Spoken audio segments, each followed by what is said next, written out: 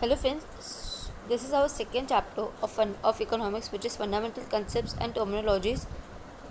इस चैप्टर में हम लोग देखेंगे कुछ टर्म्स इकोनॉमिक्स के जो हम लोग नॉर्मली अगर हम यूजुअली यूज़ करते हैं अपने डे टू डे लाइफ में तो हम उसको बहुत एक्सचेंज कर लेते हैं.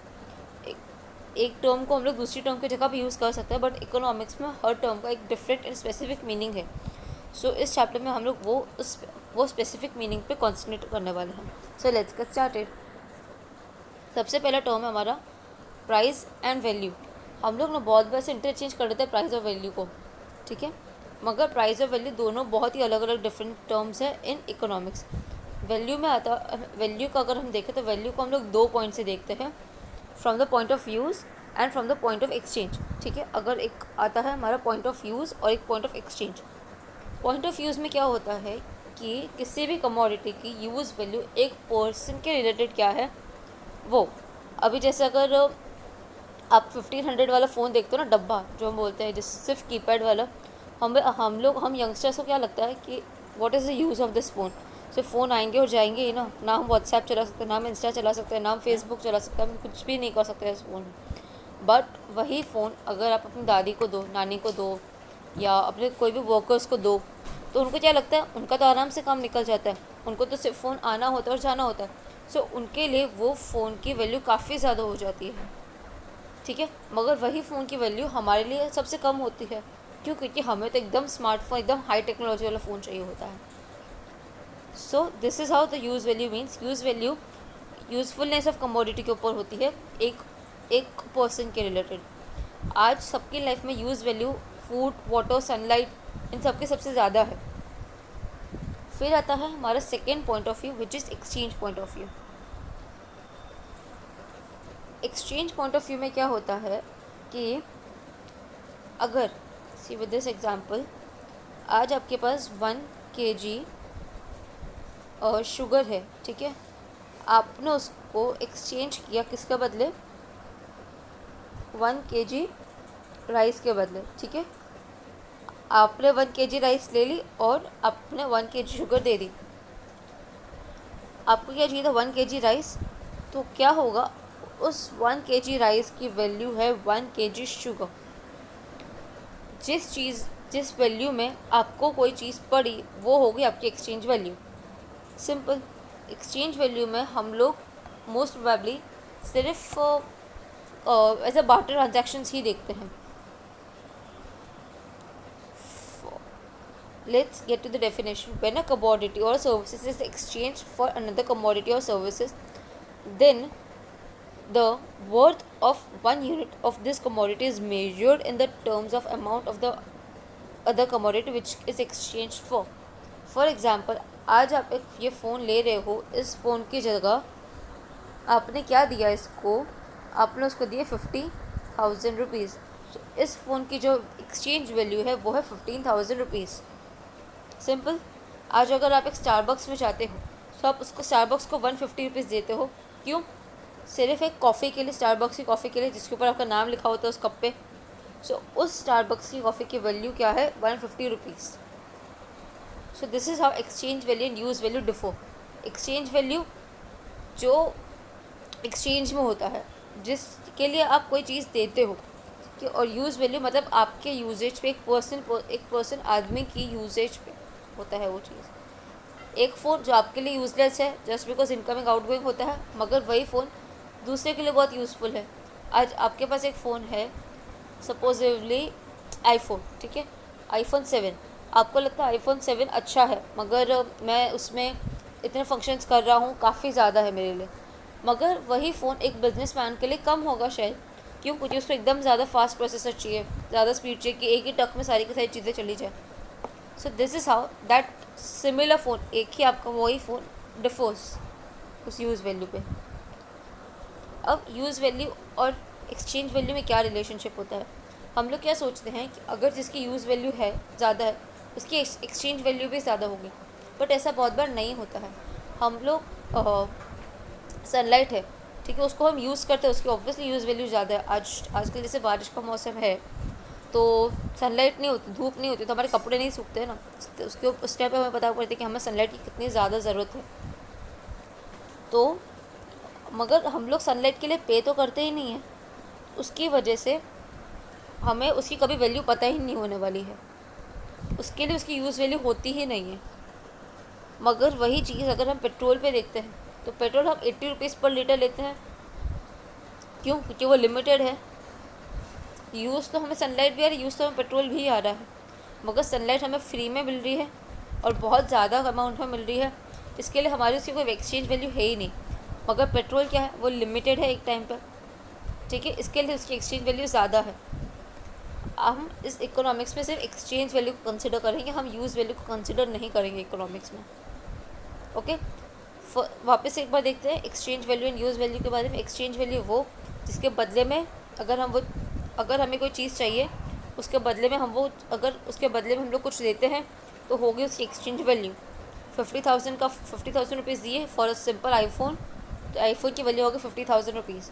यूज़ वैल्यू एक पर्सन टू पर्सन डिफर करती है, एक आईफोन के रिलेटेड, वही फ़ोन के रिलेटेड आपके लिए वो परफेक्टली यूज़फुल है, मगर एक बिजनेसमैन के लिए वो कम यूज़फुल होगा। अब सनलाइट है हमारे लिए, तो सनलाइट बहुत ज़्यादा हमें मिल जाती है और हमें फ्री में मिलती है वो चीज़, इसके लिए उसकी एक्सचेंज वैल्यू है ही नहीं, ठीक है। अगर आज बोले कि भाई सनलाइट तो सिर्फ 1 ही घंटा मिलेगी हमें, तो हम कैसे एकदम फटाफट हमारे सारे कपड़े बाहर सुखा देते हैं, राइट। और अगर उसके लिए भगवान हमसे चार्ज करने लगे तो हम उसे तब जाके हमें उस सनलाइट की वैल्यू पता पड़ती है। वही जैसे अगर हम पेट्रोल जैसे हम पे करते हैं, तब जाके हमें उसकी वैल्यू पता पड़ी ना। 80 रुपीज़ लीटर, तो हम लोग कम घूमने जाते हैं बाहर, हम लोग कम बाहर निकलते हैं, हम लोग सिर्फ काम से काम जाने के लिए सोचते हैं, आजू बाजू जाना होता है तो वॉक करके रहते हैं, साइकिल पे जाते हैं। क्यों? क्योंकि हमें उसकी वैल्यू पता है। This was the concept of exchange value and use value. अब आता है price. Price mostly monetary basis पे होता है। अगर हम लोग यहाँ पे देखिए, जैसे यहाँ पे एक शेक को हम लोग रुपीज़ दे रहे हैं, ठीक है, उस शेक के एक बैरल ऑयल के लिए, तो प्राइस क्या हो गई? अगर हम लोग इसको 50,000 डॉलर्स दे रहे हैं हम उसको इस ऑयल के लिए, तो इस ऑयल की प्राइस हो गई $50,000। Simple. If a commodity is exchanged for the money, for such monetary exchange value is termed as price. Exchange value of commodity is termed as money. ठीक है, एक्सचेंज किया हम लोगों ने पैसे के रिलेटेड, तो उस कमोडिटी के लिए जो हमने प्राइस पे करी, तो वो हो जाएगी प्राइस। फिर आता है गुड्स एंड सर्विसेज। गुड्स कैसे बोलते हैं और सर्विसेज कैसे बोलते हैं? गुड्स मतलब फिजिकल एक्सिस्टेंस है और हमारी नीड सेटिस्फाई कर रहा है। For example food, pencil, eraser, pen, mobile, refrigerator, TV, this is a goods, ठीक है। उसका फिजिकल एग्जिस्टेंस है, आप उसको टच कर सकते हो, आप उसको फील कर सकते हो, आप उसको उठा के यहाँ से पटक सकते हो। पटकेंगे तो नहीं ऑब्वियसली, वरना घर से बाहर निकाल दिए जाएंगे टीवी को पटका तो, मगर उसको हम लोग फिजिकली टच कर सकते हैं, फील कर सकते हैं।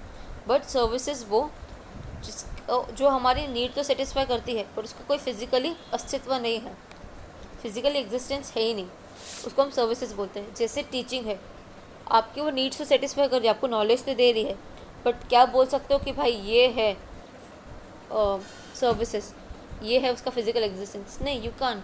बट उसी की जगह पर अगर एक बुक पड़ी है, सो आपके लिए गुड्स है, बट वही बुक्स के अंदर से जो आपको नॉलेज मिल रही है, वो सर्विस होगी, है ना। वही अगर एग्जांपल ले, food is a goods, food is a commodity, आप उसको टच कर सकते हो, फील कर सकते हो। आप टमाटर है, प्याज है, आलू है, आप उसको देख सकते हो, टच कर सकते हो, फील कर सकते हो, मगर उस फूड को cooking is a services. Okay, so this is how goods and services differs. फिर आता है टाइप्स ऑफ गुड्स। हमारे पास हम लोग आजकल कौन से टाइप्स ऑफ गुड्स देखते हैं? हमारे पास 5 टाइप्स के हिसाब से हम लोग गुड्स डिफ्रेंशिएट कर सकते हैं। Physical goods and intangible goods, non economic goods, durable goods and perishable goods, private goods, public goods, consumer goods, producer goods. उसको हम लोग एग्जाम्पल वाइज देखते हैं, तो जिसके हिसाब से आपको जल्दी से उसके रिलेटेड क्या है वो समझ आ जाएगा। फिजिकल गुड्स के लिए जो गुड्स आप फील कर सकते हो, टच कर सकते हो, देख सकते हो, उसे हम फिजिकल गुड्स बोलेंगे, जैसे bat, ball, stove. Intangible goods मतलब जो आप देख नहीं सकते उसको, आप फील नहीं कर सकते, बट वो आपकी नेसेसिटी पूरी कर रही है। फॉर एग्जांपल एजुकेशन है, कोडिंग है, मेडिकल सर्विसेज है, ठीक है, दिस म्यूज़िक है, कंसल्टेंसी सर्विसेज है। So this is an intangible goods. Intangible goods को हम लोग सर्विसेज भी बोलते हैं, इंटेंजिबल गुड्स को हम लोग सर्विसेज भी बोलते हैं। फिर आता है economic goods and non economic goods. Economic goods मतलब जिसके लिए हम लोग पे करते हैं, ठीक है, चाहे हम मॉनेटरी पे करें, हम लोग किसी गुड्स के लिए, गुड्स के हिसाब से पे करें, उसको हम इकोनॉमिक गुड्स बोलेंगे। और नॉन इकोनॉमिक गुड्स जो हमें फ्री में मिलती हैं, फॉर एग्जांपल सनलाइट के लिए हम लोग कुछ चार्ज नहीं करते हैं। एयर, दो भी अभी तक हम लोग दिल्ली में नहीं रह रहे हैं, इसके लिए हमें फ्री में अच्छी सी एयर मिल रही है। So the air is a non economic goods for now. फिर आते इकोनॉमिक गुड्स में आ जाएगा petrol, bike, chair, pillow, books etcetera, जिसके लिए हम लोग पे करते हैं, दैट्स अ इकोनॉमिक गुड्स। फिर आता है durable goods and perishable goods. Durable goods मतलब अगर आपने एक बार वो चीज़ ले ली तो आप एटलीस्ट उसको 10, 15, 20 बार, 40 बार तो यूज़ कर ही सकते हो। क्लोथ्स है, आज अगर आपने एक शर्ट ली, ऐसा तो नहीं ना कि बस मैंने एक बार पहन लिया वो मैं नहीं पहनूंगा, या अब मैं वो नहीं पहन सकता, या वो मैं नहीं पहनूंगी। आप उसको 10 बार, 20 बार, 40 बार, 100 बार, जितने साल तक चलाना चाहो आपको चला सकते हो एक वही यूज़ को। टेलीविज़न, आप उसको रोज़ टीवी को यूज़ करते हो। आपका फ़ोन है, आप ऐसे तो नहीं बोलोगे ना कि आज मैंने वो फ़ोन यूज़ कर लिया, अब तो मुझे दूसरा फ़ोन चाहिए नया नेक्स्ट के लिए, नहीं, घर से निकाल दिए जाओगे, है ना। सो ड्यूरेबल गुड्स मतलब आप वही चीज़ को बार बार यूज़ कर सकते हो। और पेरिशेबल गुड्स का मतलब आपने अगर वो एक बार उस चीज़ को यूज़ कर लिया, मतलब वो चीज़ ख़त्म, आपको फिर वापस यूज़ करने के लिए दूसरी बार ख़रीदनी पड़ेगी। फॉर एग्ज़ाम्पल मिल्क, आज आपने 1 लीटर मिल्क लिया, घर पे आया, आपने चाय बनाई, कॉफ़ी बनाई, दूध नॉर्मली पिया, दही बनाई, आपने दूध ख़त्म कर दिया। अब ऐसा तो नहीं बोल सकते ना कि वही 1 लीटर मिल्क जो मैंने पी लिया अब मैं उसको वापस यूज़ करूँगा, नहीं, आपने पी लिया, वो ख़त्म हो गया, अब आपको नेक्स्ट डे वापस दूध लाना पड़ेगा। वैसे ही फूड, एक बार आ गया खाना, आपने बना लिया और खा लिया, ख़त्म, आपको भी दूसरी बार के लिए दूसरा बार लाना पड़ेगा। पेट्रोल है, एक बार डला दिया, घूम के आ गए, पेट्रोल ख़त्म, वापस जलाना ही पड़ेगा ना, that's is known as perishable goods. फिर आता है private goods and public goods. Private goods मतलब जिसके ऊपर ओनरशिप आपकी खुद की होती है, जिसके रिलेटेड आप ही डिसीजन लोगे, कोई और आके बाजू वाला या थर्ड पार्टी या गवर्नमेंट डिसीजन नहीं लेगी उसके रिलेटेड। आपका गुड्स है, आपकी मर्ज़ी, आपको कैसे यूज़ करना है, कहाँ यूज़ करना है, it's all up to you. Use करना है, मिसयूज़ करना है, आप जानो, ठीक है। गवर्नमेंट आपको कुछ नहीं बोलेगी, आपकी मर्ज़ी, आपको फेंक देनी हो फेंक दो, बेच देनी हो बेच दो, simple, that's is your private goods.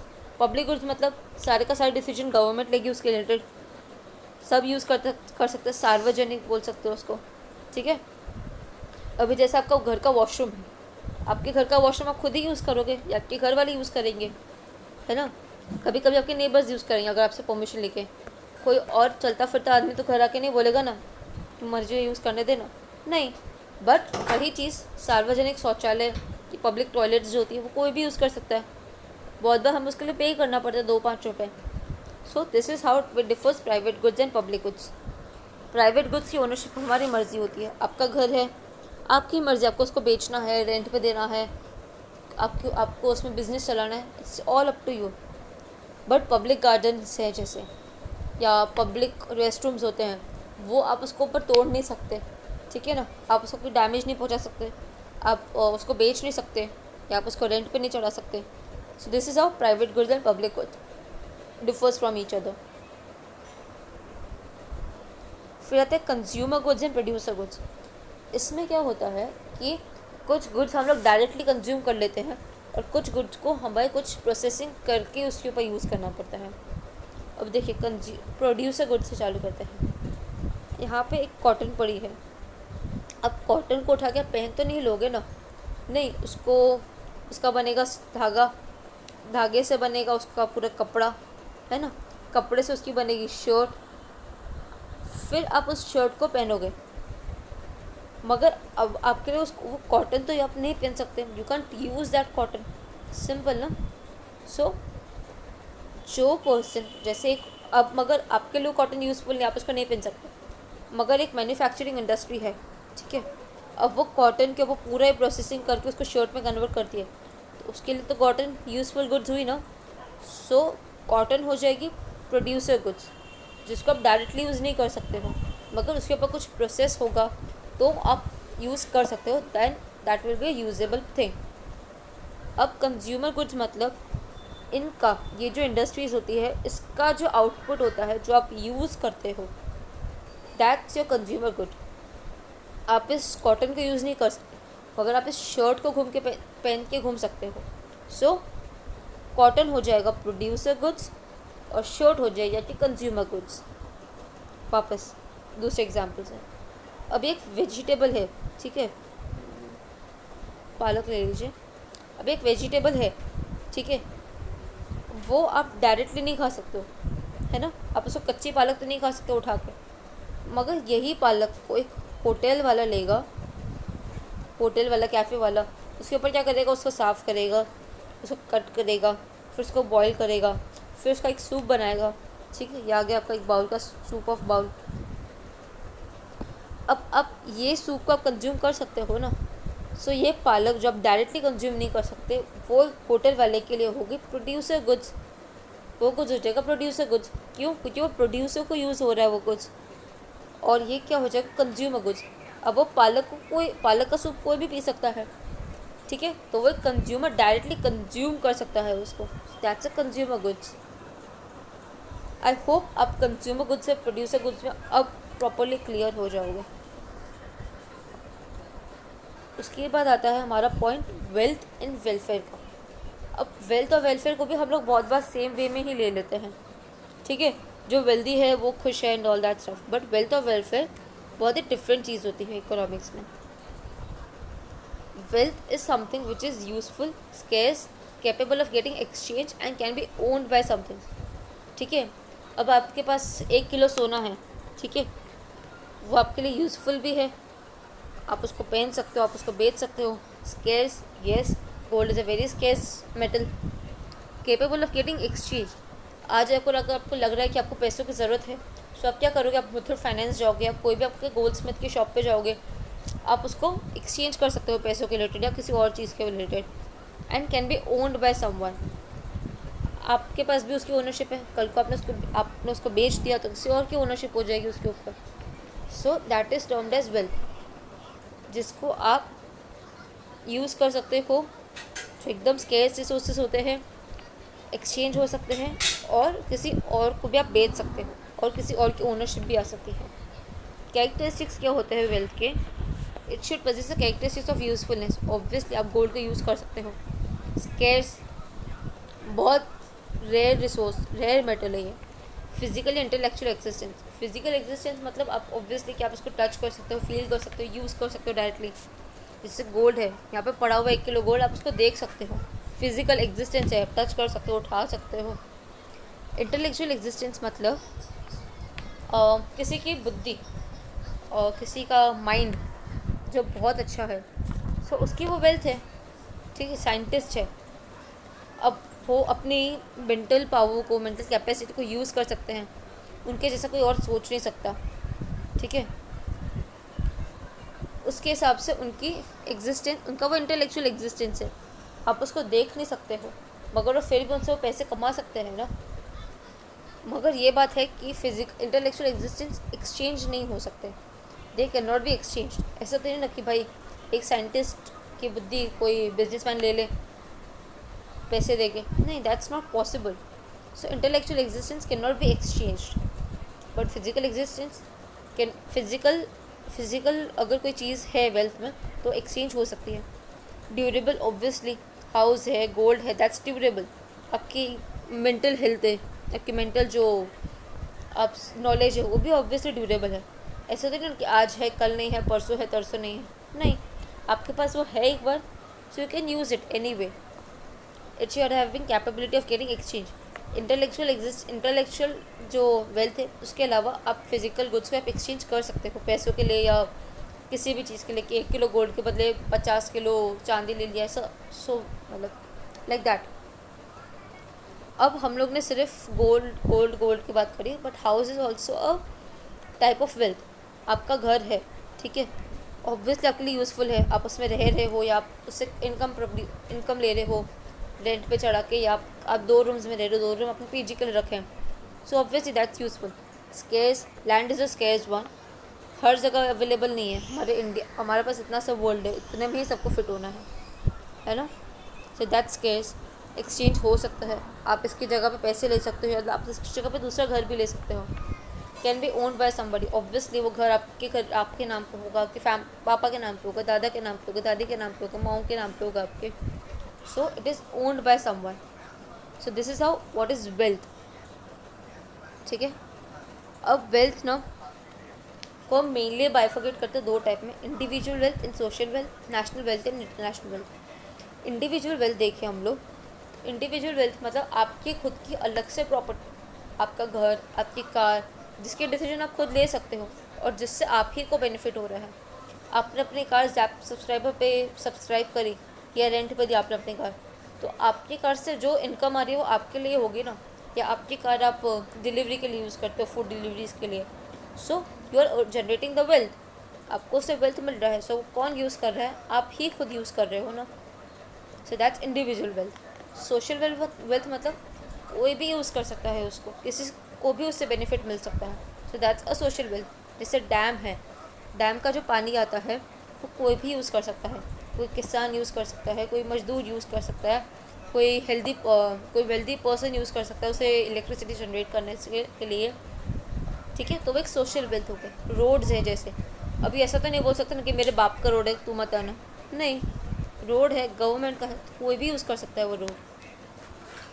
फिर आता है national wealth and international wealth. National wealth में मतलब मॉन्यूमेंट्स ऑफ नेशन, अभी जैसे ताजमहल है, कुतुब मीनार है, स्टैचू ऑफ लिबर्टी है, that's a monument, that's a national wealth, हमने जनरेट करी है वो वेल्थ। अब उसको अभी टूरिस्ट, जैसे वो टूरिस्ट प्लेस है स्टैचू ऑफ लिबर्टी, उसको कोई देखने आता है, सो क्या होता है, हमें पैसे मिलते हैं उसके लिए, हमारे लिए, दूसरों के लिए भी जॉब अपॉर्चुनिटीज़ होती है वहाँ पे आजू बाजू रहने के लिए, जैसे टूरिस्ट गाइड्स हैं उन सब के लिए। So that's a wealth generation for nation, nation उससे वेल्थ ले सकता है।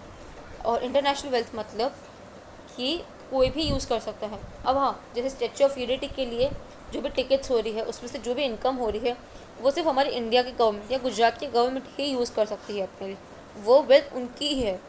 इंटरनेशनल वेल्थ मतलब वो वेल्थ सारी कंट्रीज़ की है।